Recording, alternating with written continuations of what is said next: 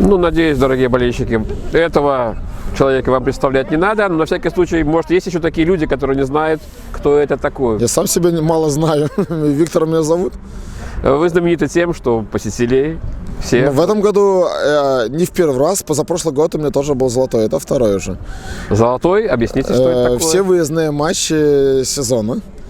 Ну, просто в позапрошлом году был это один человек, в прошлом году у нас был Данила, отметился во второй лиге. Сейчас он уже целых 5 человек, потому что это уже действительно традиция. У нас есть люди, которые ездят всегда и везде, и в любой случай поддерживают команду.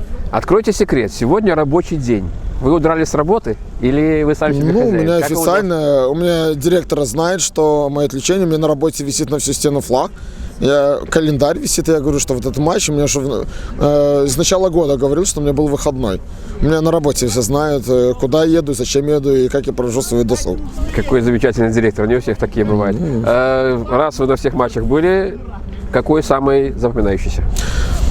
Самых нельзя называть самыми каким-то матчем. У нас все матчи классные, все общество хорошее и эмоции всегда самое лучшее в любом случае. Даже когда мы проигрываем, у нас находятся люди, которые действительно знают, что мы всегда самые. Не в зависимости от результата, не в зависимости от антуража.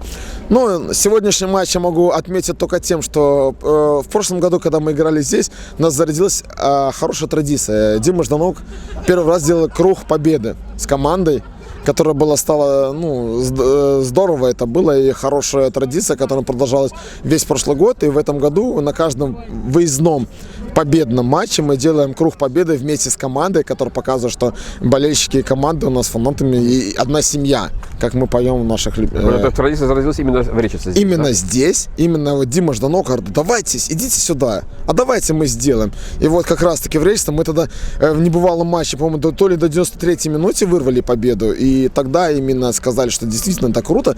И не так много людей было на выезде, действительно самые преданные те, кто команду поддерживает не только дома, но и на всех выездных матчах. И на выездах появилась такая вот замечательная традиция, которая нет ни у кого, по-моему. И мы здесь опять же делаем так, как показываем, как надо действительно поддерживать свою команду.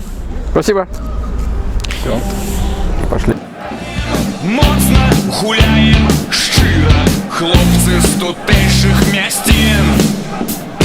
Я разом з вами, я разумею, что я таки не один.